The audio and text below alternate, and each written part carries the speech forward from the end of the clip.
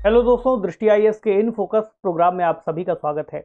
हाल ही में supreme court ने एक निर्णय दिया है जहां पर तलाक जैसे मामलों को लेकर के एक बड़ा ही ऐतिहासिक निर्णय है और तलाक की प्रक्रिया में जो लगने वाला समय है उसको लेकर के यह निर्णय काफ़ी लंबे समय से पेंडिंग था और एक काफ़ी पुराना वाद है जिसके तहत यह निर्णय दिया गया है। तो सुप्रीम कोर्ट ने कुछ बातें स्पष्ट की है जहां पर तलाक की जो प्रक्रिया में एक लंबा समय लग सकता था, खास तौर से ऐसे मामले जो हिंदू मैरिज एक्ट के अंतर्गत आते हैं, अब उन मामलों में त्वरित रूप से कार्रवाई भी हो सकती है यदि मामला आगे चल करके सुप्रीम कोर्ट के पास जाए। तो यह पूरा मामला क्या है, किस तरह से सुप्रीम कोर्ट ने यह निर्णय दिया है, कौन से आर्टिकल इसमें शामिल होंगे, इसके अलावा इसमें एक अनुच्छेद की भी चर्चा आएगी, अनुच्छेद 142 की।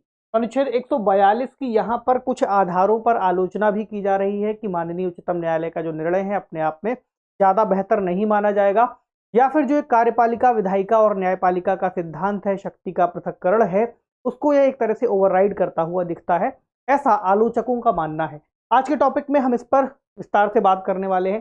तलाक का अधिकार और अनुच्छेद 142 के तहत सुप्रीम कोर्ट की शक्तियां, 142 के तहत किस तरह की शक्तियां सुप्रीम कोर्ट को मिली हुई हैं, क्या इसकी व्याख्या है, और अगर हम कुछ पुराने मामलों को उठा करके देखें तो उसमें किस तरह के निर्णय सुप्रीम कोर्ट ने दिए हैं जिसको आधार मानते हुए आज के समय के निर्णयों को हम देख पाएंगे। तो न्यूज है with supreme court ruling on divorces, a look at its powers under article 142 and their criticism. तो क्या है इसका क्रिटिसिज्म या फिर इसकी आलोचना, कौन कौन सी शक्तियां हैं, विस्तार से समझते हैं। एक प्रारूप ये है, चर्चा में क्यों, पूरा मामला समझेंगे, उसके बाद देखेंगे अनुच्छेद 142 क्या कहता है, इसकी भाषा को ही एक बार देखेंगे। 142 के जो प्रयोग के पुराने मामले रहे हैं तो न्यायालय ने क्या उसको लेकर के निर्णय दिए थे, क्या तर्क दिए थे, वो भी जानना जरूरी है। इसकी आलोचना किन आधारों पर की जा रही है, क्या निष्कर्ष हो सकता है, और एक सवाल जो कि प्रीलिम्स में पूछा जा सकता है, मेंस में भी कोई सवाल बन सकता है क्योंकि मेंस के लिए भी महत्वपूर्ण है। खास तौर से ऐसे मुद्दे जो समाज को लेकर के चलते हैं, जीएस पेपर 2 में आप उससे कई सारे सवालों को देखते हैं। तो सवाल कैसे भी बन सकता है कि समाज में हाशिए पर मौजूद लोग, तलाक जैसे मामले, इसके अलावा जो समलैंगिक विवाह के मुद्दे हैं वो, तो कई सारे मामले जीएस पेपर 2 के लिए महत्वपूर्ण हैं। तो संविधान, सामाजिक न्याय दोनों खंडों से जुड़ जाएगा।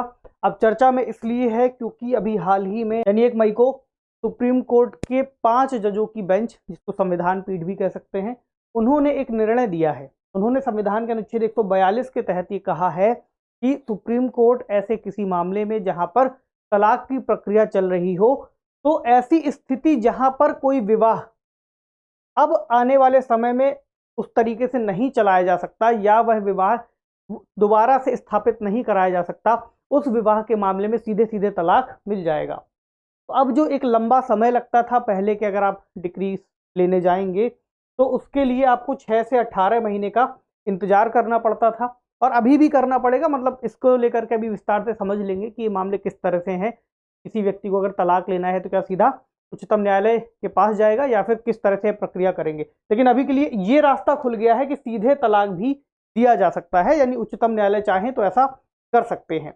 अब इसमें इन्होंने ये भी कहा कि कई तरह के मुद्दे हो सकते हैं, लेकिन यहाँ पर सार्वजनिक नीति के विशिष्ट या मौलिक सिद्धांतों का उल्लंघन नहीं होगा। इसके अलावा इस संविधान की पीठ में जो 5 जजेस हैं उसमें जस्टिस संजय किशन कौल, संजीव खन्ना, एएस ओका, विक्रम नाथ और जेके महेश्वरी जी शामिल थे जिन्होंने यह निर्णय दिया है। अब पूरा मामला क्या है यहाँ से समझें। तो एक केस आया था, शिल्पा शैलेश बनाम श्रीनिवासन के नाम से 2014 का मामला था, जहां पर इन्होंने कहा था कि विवाह विच्छेद चाहते हैं और अनुच्छेद 142 के तहत उच्चतम न्यायालय उस प्रक्रिया को अगर जल्दी कर सकते हो तो जल्दी कर दे। आगे चल करके ये मामला 2016 के आसपास संविधान पीठ को भेजा गया और फिर इसमें जो निर्णय है अभी के समय हम देख रहे हैं। अब इससे जुड़े हुए जो मामले हैं वो आपको समझ में आएंगे कि जो नियम हैं वो आते हैं हिंदू विवाह अधिनियम या हिंदू मैरिज एक्ट 1955 के अंतर्गत। इसकी एक धारा है 13B जो कि विच्छेद को संबोधित करती है या तलाक की बात करती है।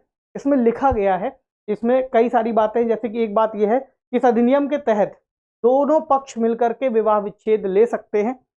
इसके लिए उन्हें जिला न्यायालय में दायर करना होगा मामला, और ये बताना होगा कि वो 1 वर्ष या उससे अधिक समय से अलग अलग रह रहे हैं और साथ नहीं रह रहे हैं, और ऐसे मामले के चलते फिर वो अलग हो सकते हैं। इसी में आगे कहा गया है कि जब मामला अदालत के पास लेकर के जाया जाएगा उस तारीख से 6 महीने के बाद और 18 महीने से पहले दोनों पक्षकारों को न्यायालय सुनेगा। उसके बाद कोशिश ये की जाएगी, उनको समय दिया जाएगा कि वो आपस में सुलह कर लें। अगर नहीं सुलह हो पाती है उसके बाद ही उनको सभी जो मुद्दे हैं उनको एड्रेस करते हुए फिर तलाक दे दिया जाएगा। ठीक है, इस प्रक्रिया में ये दिख रहा है कि 6 से 18 महीने का समय लग रहा है। एक ऐसा भी मामला हो सकता है जहां पर दोनों ही पक्ष इस बात को लेकर पूरी तरह से सहमत हों, श्योर हों कि वो साथ में नहीं रहना चाहते, उनका विवाह किसी भी तरह से वापस से ठीक नहीं होगा। ऐसे मामले को फिर संबोधित करते हुए उच्चतम न्यायालय ने अनुच्छेद 142 के तहत जो निर्णय है वो दिया है। अनुच्छेद 142 क्या कहता है, अभी उसकी भाषा को पढ़ेंगे। यहाँ समझ लें कि ये जो अनुच्छेद है सर्वोच्च न्यायालय को पक्षकारों के बीच में पूर्ण न्याय करने के लिए एक अद्वितीय शक्ति देता है। पक्षकार यानी वो दोनों पक्ष जो इस प्रक्रिया में शामिल हों, एक वधु पक्ष एक वर पक्ष, उसको पक्षकार कह रहे हैं। तो अगर हम इस मामले को देखें जहां पर उच्चतम न्यायालय ने कहा है कि अगर विवाह को वापस से स्थापित ना किया जा सके तो फिर अलग हो जाना चाहिए या अलग उनको किया जा सकता है। 142 में जो भाषा लिखी है वो उसको आप पढ़िए। उच्चतम न्यायालय की डिक्रियों और आदेशों का प्रवर्तन और प्रकटीकरण आदि के बारे में आदेश की बात है। यानी उच्चतम न्यायालय अपनी अधिकारिता का प्रयोग करते हुए ऐसी डिक्री पारित कर सकेगा या ऐसा आदेश कर सकेगा जो उसके समक्ष लंबित किसी वाद या विषय में पूर्ण न्याय करने के लिए आवश्यक हो। ये बात यहाँ महत्वपूर्ण है कि पूर्ण न्याय करने के लिए आवश्यक हो। और उच्चतम न्यायालय यहाँ पर जो आदेश पारित करेंगे वो संसद द्वारा पारित की गई किसी विधि या विधि के ना होने पर अगर राष्ट्रपति कोई अध्यादेश जारी करते हैं उसके समान ही माना जाएगा। ये बात यहाँ लिखी हुई है कि उस तरीके से ये जो आदेश होगा कार्य करेगा। तो अपने आप में उच्चतम न्यायालय ने इस तरह का आदेश दिया है। इसके अगर हम पुराने मामलों को भी देखें तो यहाँ पर क्या बात समझ में आती है। यहाँ पर उच्चतम न्यायालय ने निर्णय दे दिया लेकिन इसकी अभी आलोचना भी हुई है। अगर हम पुराने मामलों से एक बार शुरू करते हैं फिर आएंगे इस आलोचना के पक्ष में कि कहाँ पर अंतर आ रहा है, कैसे व्याख्या की बात है। तो अनुच्छेद 142 के प्रयोग के जो पुराने मामले हैं, पहली बात तो ये कि यहाँ पर बहुत कुछ स्पष्ट नहीं है। अगर आप इस परिभाषा में देखें तो उसमें बहुत ज़्यादा नहीं दिया है, केवल ये दिया है कि उच्चतम न्यायालय अपनी अधिकारिता का प्रयोग करते हुए उनके समक्ष लंबित किसी मामले में या विषय में पूर्ण न्याय के लिए जहां आवश्यक हो वहां ऐसा आदेश दे सकते हैं। पूर्ण न्याय के लिए क्या आवश्यक होगा ये अपने आप में महत्वपूर्ण है, क्योंकि इसको कैसे स्पष्ट करेंगे क्या है पूर्ण न्याय। तो सुप्रीम कोर्ट ने निर्णयों के माध्यम से इसके दायरे और सीमा को परिभाषित किया है। कुछ केस का जिक्र है, आप चाहे नोट कर सकते हैं कि ये थोड़ा सा अमूर्त विषय है, इसमें आपको लिखने के लिए जो तथ्य है तथ्य के रूप में ऐसे मामलों का नाम पता होना चाहिए। तो प्रेमचंद गर्ग बनाम आबकारी आयुक्त मामला था। इसमें अनुच्छेद 142(1) के तहत न्यायालय की शक्तियों के प्रयोग के लिए उन्होंने रूपरेखा का एक तरह से सीमांकन किया और एक व्यापक दायरा निर्दिष्ट किया कि इस तरह से कार्य करना है। तो पूर्ण न्याय करने का आदेश संविधान द्वारा गारंटीकृत मौलिक अधिकारों के अनुरूप होना चाहिए। पहली व्याख्या यहाँ से निकल के आती है कि जो पूर्ण न्याय शब्द है उसका मतलब है कि संविधान ने जो मौलिक अधिकार दिए हैं उसके अनुरूप हो। दूसरा, संसद द्वारा बनाए गए जो कानून हैं उनके मूल प्रावधानों के साथ ये जो पूर्ण न्याय के लिए की गई व्याख्या है या दिए गए आदेश हैं वो असंगत ना हो, ऐसा ना हो कि पूरी तरह से उनको बदल रहे हों। इसके बाद एक मामला और आता है, अंतुल्य मामला कहते हैं उसे। तो वहां भी 7 जजों की पीठ ने इस प्रेमचंद गर्ग मामले का जो फैसला है इसको ही बरकरार रखा था।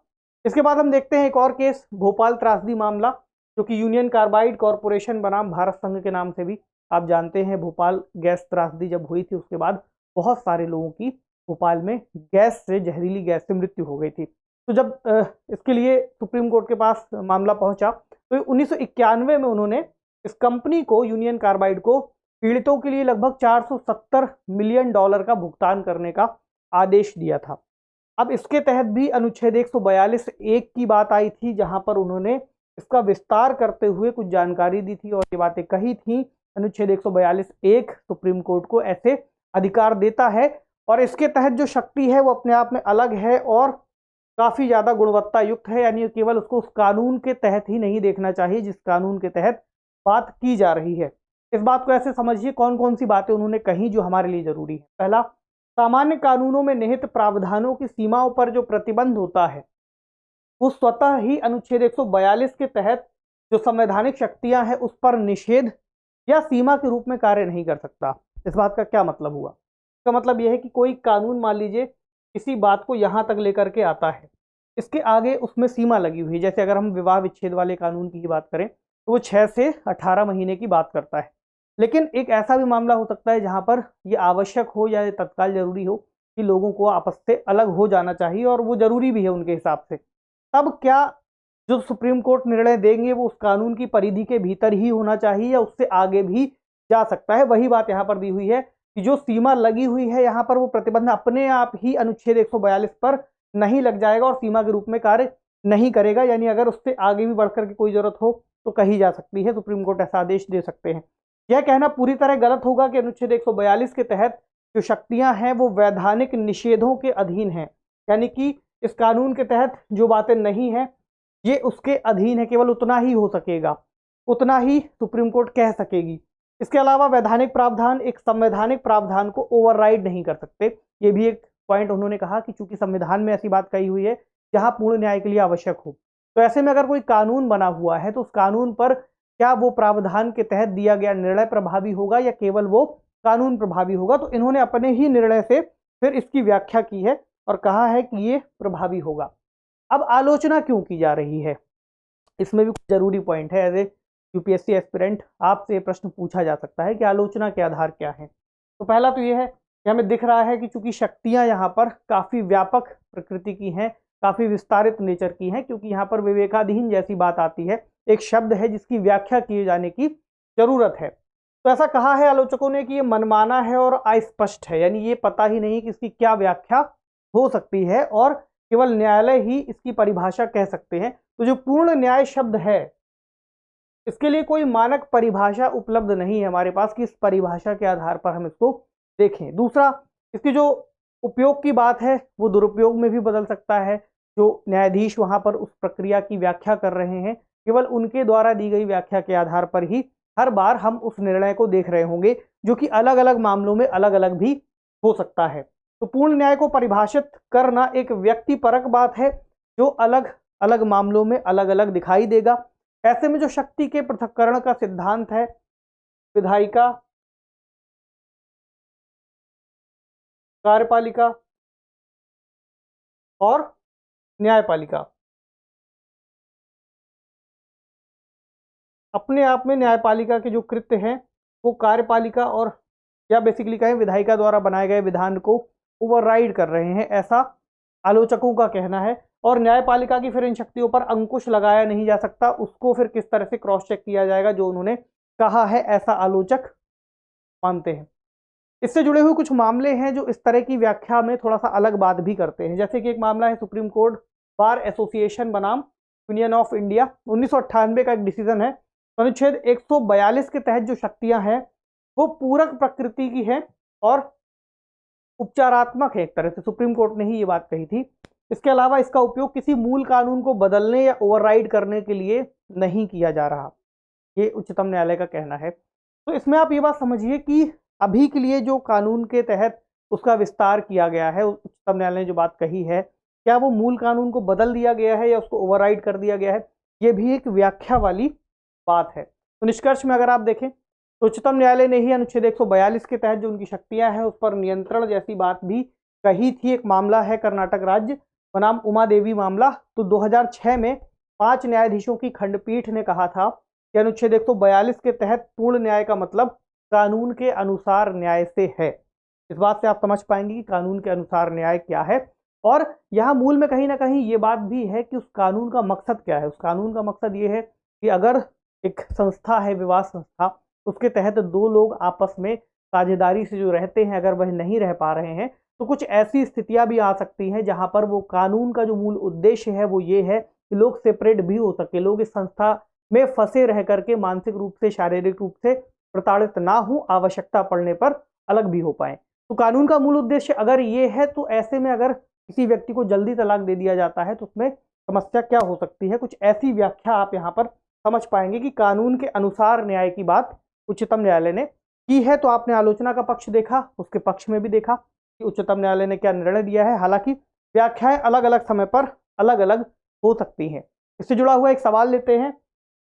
निम्नलिखित कथनों पर विचार कीजिए। पहला, संविधान का अनुच्छेद 142 उच्चतम न्यायालय के आदेशों और डिक्रियों से संबंधित है। दूसरा, अनुच्छेद 32 मौलिक अधिकारों को प्रवर्तित कराने के उपचारों से संबंधित है, तो आपको ये बताना है इसमें से कौन सा या कौन से कथन सही है। आप कमेंट सेक्शन में लिख सकते हैं कि इस पूरे टॉपिक को लेकर के आपकी क्या राय है, आप इस मामले में उच्चतम न्यायालय द्वारा दिए गए निर्णय पर क्या सोचते हैं, क्या वह निर्णय सही है या सही नहीं है। हालांकि अनुच्छेद 142 बहुत व्याख्या नहीं करता है, तो जो उच्चतम न्यायालय की व्याख्या है, चूंकि व्याख्या का अधिकार उन्हीं के पास है, उसके आधार पर आप अपना पॉइंट ऑफ व्यू भी बता सकते हैं और इसका उत्तर आपको कमेंट सेक्शन में देना है, उसे मत भूलिएगा। मिलते हैं अगले सेशन में किसी अन्य महत्वपूर्ण विषय के साथ। पढ़ते रहिए, अपना ख्याल रखिए। शुक्रिया।